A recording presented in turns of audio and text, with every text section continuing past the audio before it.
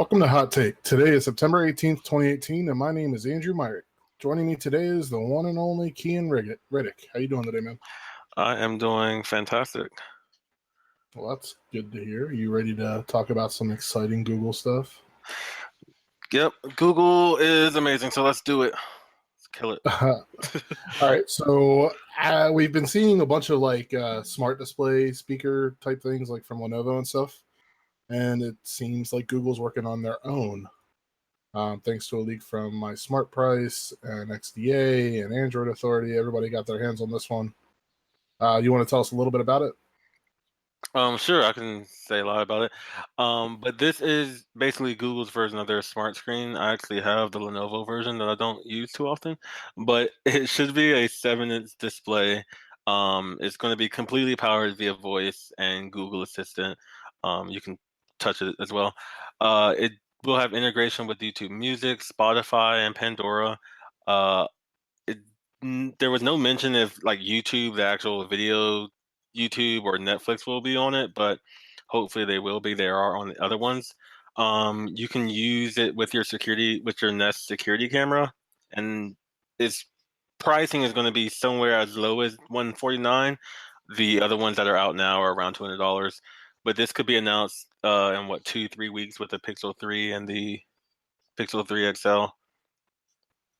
Yeah. Yeah, I'm super excited for this.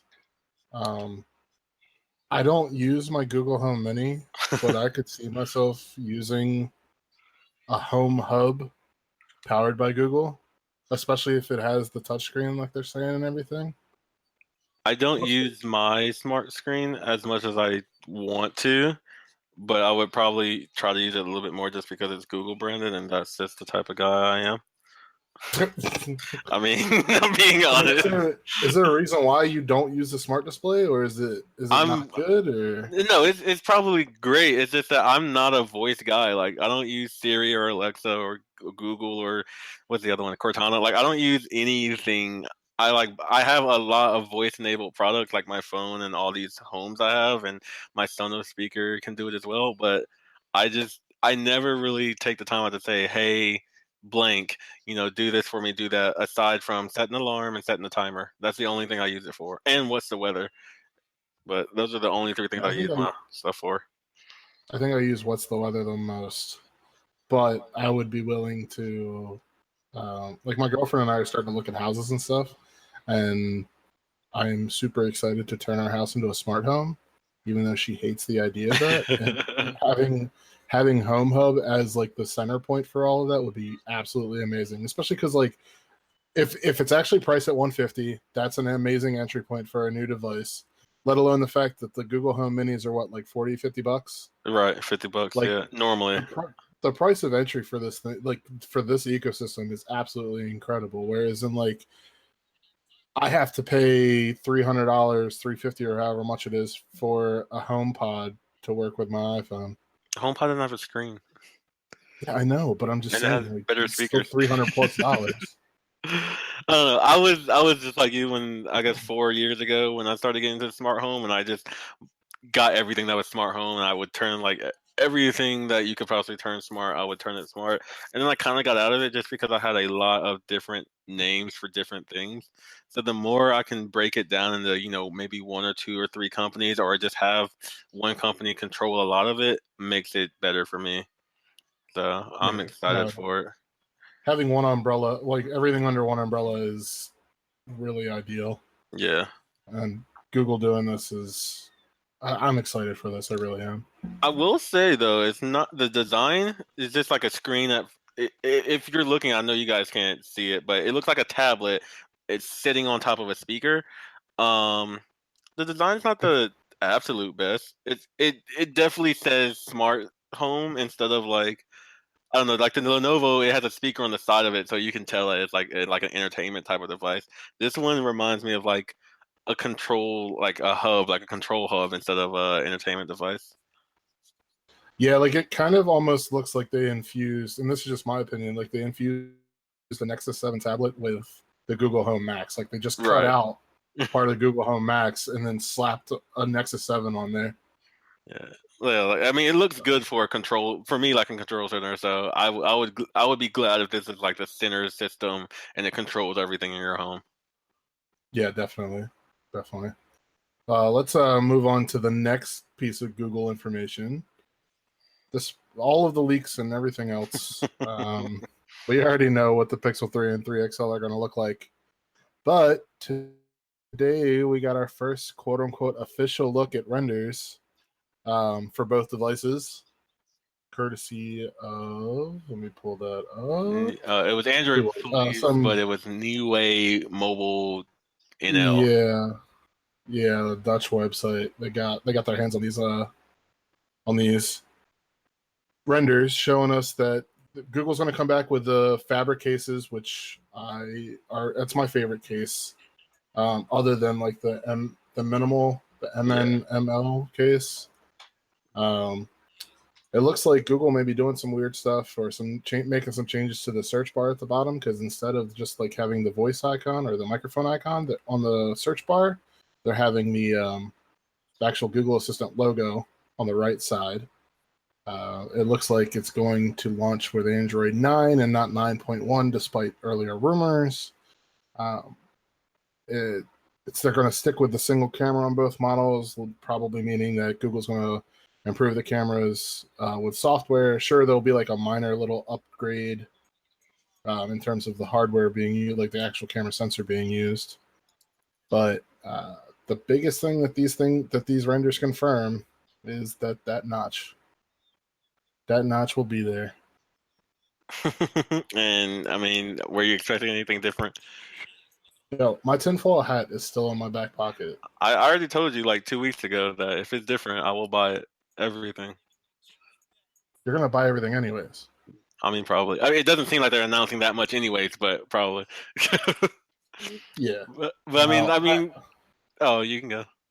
No, go ahead. Go I ahead. was gonna say this leak doesn't really show us anything that we haven't seen before. It does have that wallpaper. People were talking about the wallpaper, which is like a faded 3 on a black background, and that's supposed to be special, but I don't really find anything special.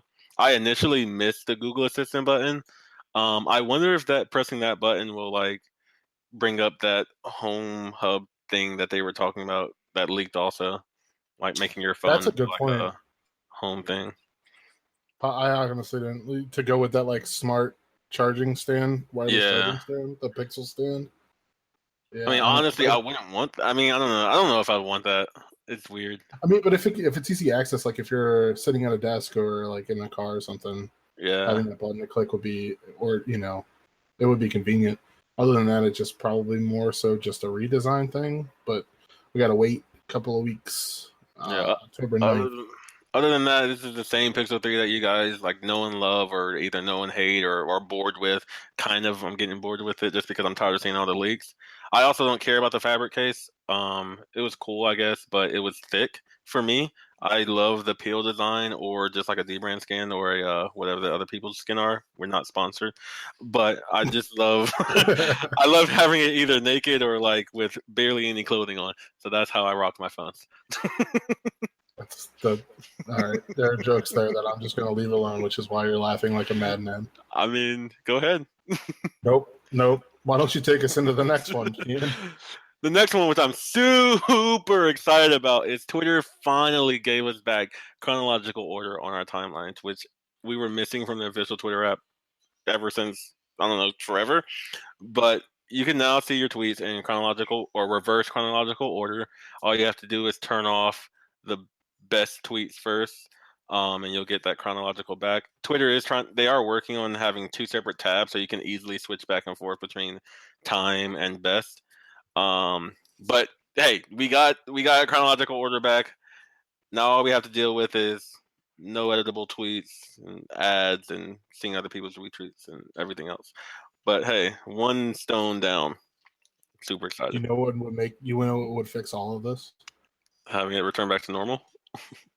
Or you just open things back up for third-party developers to have access to everything again? I mean, I still use, I think it's Flamingo or Falcon or whatever's on my Pixel 2 XL. I still use that. So, I mean, Yeah, but you don't get anything. I still get push. I still get push with it. Do you? I think so. I thought it was ripped because I had I use Tweetbot on my iPhone, and it's That got crazily. It was torn down. I hated it.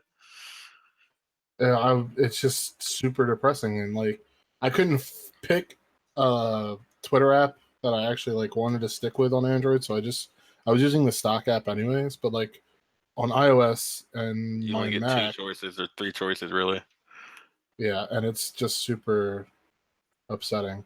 But that's neither here nor there. It's cool to see like Twitter actually doing stuff as long as they keep working towards making tweets editable. If they I ever don't make tweets really. I editable. mean, I'm not really upset about that. Like every time I get like a typo, I'm like, grrr. Oh well. I mean, it's not that big of a deal. Yeah, me and my 500 followers, like we really don't. They don't care if I like misspell something. And then when like somebody like the president misspells something, it's news for a week. So I think we shouldn't have editable tweets. Come find me, bro. Fifi. Exactly. If you're That's in the the best camp that tweet of doesn't care, you 2022. should tweet me and follow me. All right, Shameless plug. right. All right, everybody go follow Kian and the Android Guys Twitter accounts. Yes. We have And we're going to do a quick mention because Kian has an ungodly obsession for Google. Well, what? It's not all me. Don't. It's you as well. I feel like it's you as well. A little bit. But so earlier this year, Google launched their own podcast app, just called Google Podcasts. It has been super bare bones. Like there wasn't even an app for it at first. It was just like a web service thing through the Google app, and then it became an app. And now they're finally starting to roll bigger, more features out to it. And Chromecast support is finally here. It's not available for everyone.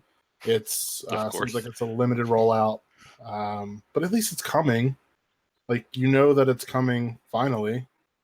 I mean, I'm excited about it. Even though like I don't know. I don't really. Does anybody Chromecast anymore? Is that like a thing still? I don't know. I do on rare occasion. I have a Chromecast plugged into my TV, but I also have an Apple TV that I use for everything. I was about to say, internet, don't come after me, but I do have an Apple TV that I use for TV stuff, but I don't even watch on my TV. Apple TV 4K is amazing. That's good. I mean, I sit in front of a computer like, I don't know, 12 hours a day, so I just pull up stuff on my computer. Yeah, that's fair. That's fair. But so that'll do it for today. Thank you for joining us. If you liked what you heard here, please consider subscribing to us on Google Play Music, iTunes, Pocket Casts, or anywhere where you can find podcasts. If you like, or podcasts. Please head over to AndroidGuys.com and click on the link for this podcast. Not only do we post the sources for all of our stories, but you can also find out more information on our sponsor, Blue Microphones. If you like the way that I sound, because I don't think Kian has a Blue microphone yet, you should head over to the post for this podcast to get a 20% discount code. We absolutely love our Blue microphones. We are not alone. Blue is an award-winning company and the driving force behind professional musicians, internet creators, and countless elite gaming teams and Twitch streamers. Their Blue Yeti USB mic is the internet's most popular microphone. For Kian, I'm Andrew. Thanks for joining us, and we'll see you next time.